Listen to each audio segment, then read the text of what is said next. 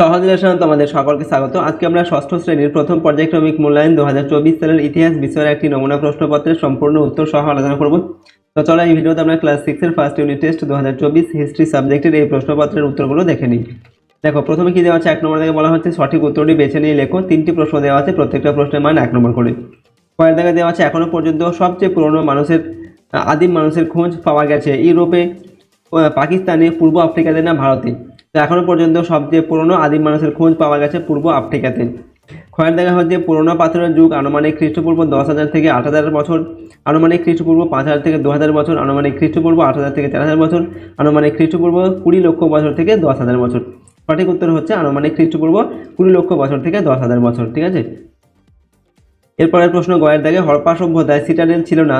এখানে 4টি অপশন রয়েছে, সঠিক উত্তরটি হবে টান হু দাঁড়তে। ঠিক আছে। 2 নম্বরে দেখা হচ্ছে নিচের প্রশ্নগুলির নির্দেশ মতো উত্তর দাও, প্রতিটা প্রশ্নের মান 1 নম্বর করে। 2টি প্রশ্ন এখানে দেওয়া আছে। কয়েক জায়গায় বলা হচ্ছে কোন কোন ধাতু মিশিয়ে ব্রোঞ্জ তৈরি হয়। উত্তর লিখবে তামা ও টিন মিশিয়ে ব্রোঞ্জ তৈরি হয়। কয়েক জায়গায় সত্য অথবা মিথ্যা লেখো। চৈনিক সভ্যতা গড়ে উঠেছিল নীল নদের তীরে। এটা হবে মিথ্যা। 3 নম্বর দাগে 2-3টি বাক্যে উত্তর দাও, যে কোনো একটি লিখতে হবে, প্রশ্নের মান 2 নম্বর। কয়েক জায়গায় দেওয়া আছে এপ কাদের বলা হয়।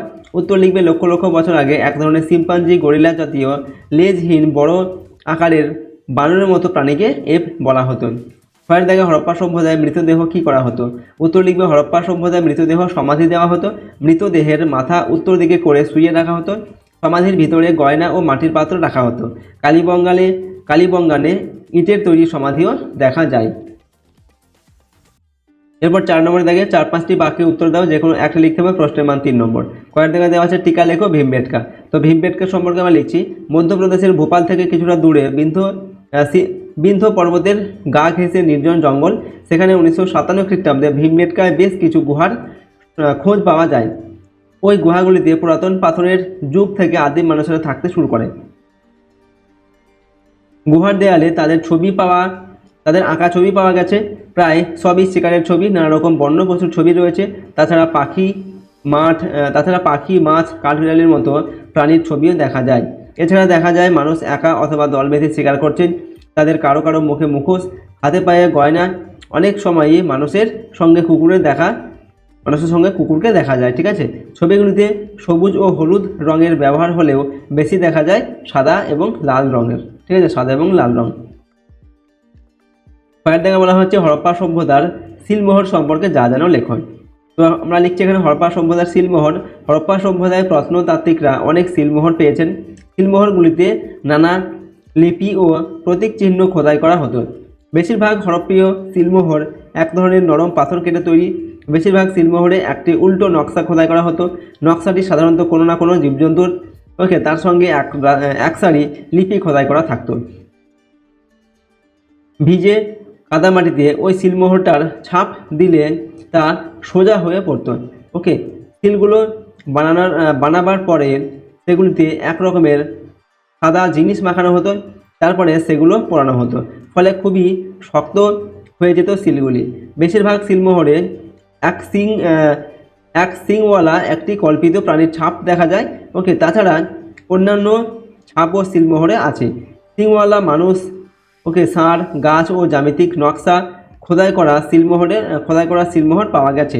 সিলমোহরগুলি থেকে হরপ্পার অর্থনীতি ও ধর্মবিশ্বাস বিষয়ে অনেক কিছু জানা যায়। ঠিক আছে। এরপরের প্রশ্ন দেখো, 5 নম্বর দেখে 7-8টি বাক্যে উত্তর দাও, যে কোনো একটি লিখতে হবে। এখান থেকেও প্রশ্নের মান 5 নম্বর। কয়েক থেকে বলা হচ্ছে আগুনের ব্যবহার জানার ফলে মানুষের জীবনে কি পরিবর্তন হয়েছিল। তো প্রাণীদের মধ্যে একমাত্র মানুষই আগুন জ্বালাতে ও ব্যবহার করতে পারে।